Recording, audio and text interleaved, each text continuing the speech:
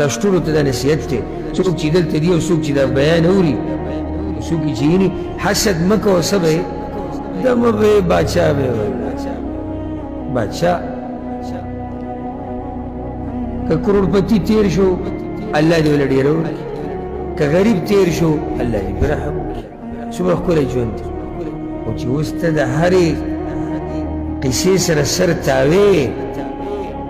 او د ده سره د تور ګاډی څنګه د ده د سپلۍ د کوم ځای نه د ده د کور د لینټر دویم چت څنګه او د ده د تورې چشمې د کوم ځای نه او د د پیسې د کوم ځای نه او دا بلډینګ څنګه ولاړ دی یو څو ورځو کې به ودوړېږي څه به شي وبه دوړېږي هارټ اټیک به راته وشي مړ به شي ځکه چې کوم غمونه چې تا راغستي دي کوم سوچونه او یې داسې کیلو کېږي که نه خیال مې کړی دا یو نوم رواني په لاره دقه چې دا به پکې د کوم ځای نه راوړی بیا داسې مخکې ښه پرونه پورې خو دلته دا شی نه و نن د کوم ځای نه راغلی نو بیا داسې خو دې نه معاف کوي هسټري به راوباسي تا سعودي عرب کې وخت تېر کړه 15 کاله خو زموږ ورور هم تېر کړی او غریب فقیر راغی تا د کوم ځای نه وګټل دا نه پوره تاریخ به راوځي د ده دومره غم دی لکه الله وله ورکړی که ستا ورته زړه کېږي چې د الله پراخه خزانې دي او یا الله مال هم دي بس ځکه دا یاد کړئ د حسد سزا ولې ډېره ده ځکه چې په اصل کې یو قسمه اعتراض دی په تقدیر باندې تقدیر چا لیکلی دی الله لیکلی الله دې کس ته دا نعمت ورکړی او ستا نه دی خوښ نو دننه پکې داسې نری غوندې کې اعتراض پروت دی په تقدیر باندې چې یا الله زه نه یم خوشحاله په دې چې تا دله دا نعمت پوه شوې نو د حسد نه ځان ساته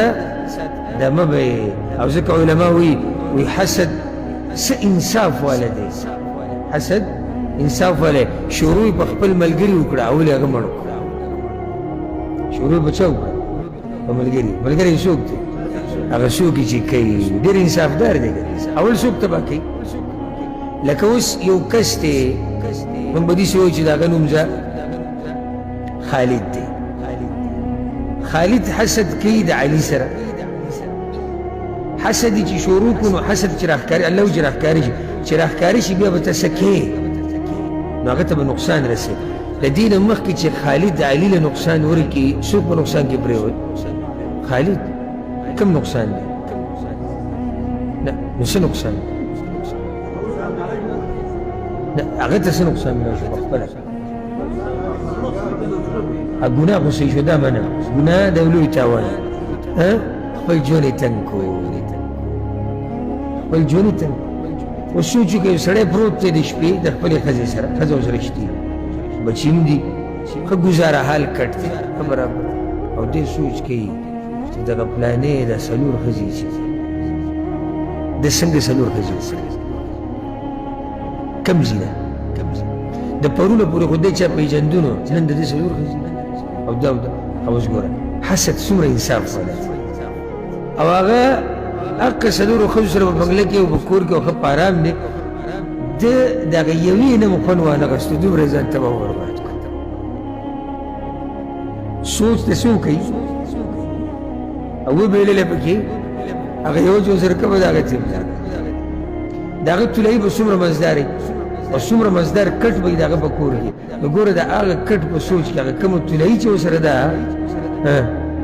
د هغې نه مزه وانخېسته هغه پکې وبېللی نو انشاءالله تاسو ټول به د دې مرض نه پاک یې خو دا نصیحت دی چې د دې نه ځان لرې ساتئ